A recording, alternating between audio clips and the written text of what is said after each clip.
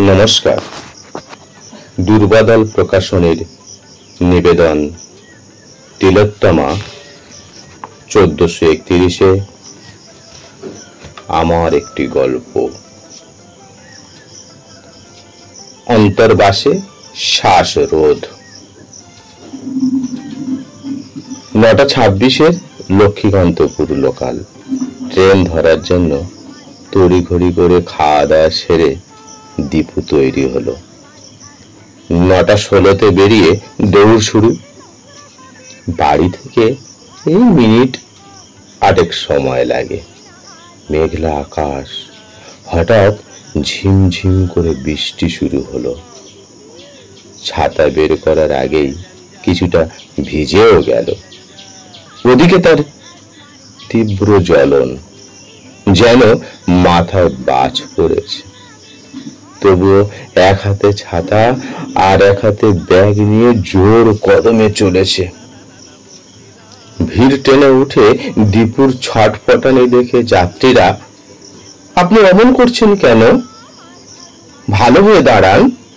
আপনার মাথায় কি বাজ পড়েছে? নিশ্চিন্তে থাকুন, এখানে আপনাকে মারার মতো কেউই নেই। স্টেশন এসে গেল। দীপু নেমে হন হন করে হেঁটে যায়। টোটো কিংবা অটো ধরতে হবে।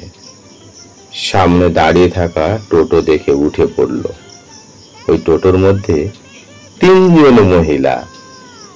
তারা দীপুর কাণ্ড কারখানা দেখে ভয় পেল।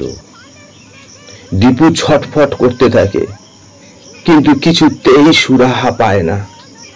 শেষে পাশের মহিলা বলেন, আপনার কি চুলকানি আছে? না ম্যাম। অন্য দুজন খারাপ মন্তব্য করে বসলেন। আপনার মতলব কি বলুন তো? ম্যাম, আমার মতলব হলো অন্তর্বাস নিয়ে তার গলা টিপে মেরে ফেলা।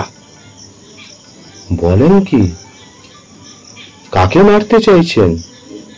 এই টোটো দাঁড়াও, এই তো জয়নগর থানা।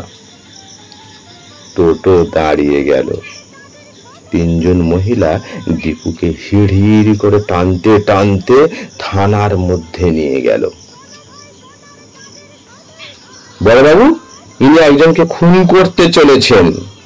হ্যাঁ স্যার, তাও আবার অন্তর্বাস দিয়ে।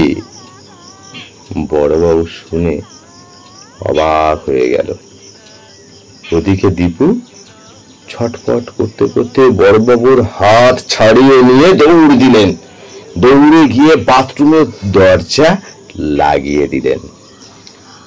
এরা বাইরে থেকে দরজা ধাক্কা দিতে থাকে। ভিতর থেকে দীপু বাবু করুণ সুরে বললেন, স্যার, আমাকে মিনিট 5 সময় দিন, আমি খুলে ফেলেছি। এখন দরজা খোলা কিছুতেই সম্ভব নয়। বড়বাবু ওই 3 জন মহিলা সহ থানার অন্যান্য সমস্ত কর্মীরা ভীত সন্ত্রস্ত। মনে মনে ভাবতে লাগলো, লোকটা যদি কিছু করে বসে। সঙ্গে সঙ্গে মত বদল। দরজা ভাঙলো। ঢুকে দেখে দীপু বাবু 2টো কাঠ পিঁপড়ে হাতে নিয়ে দাঁড়িয়ে আছে।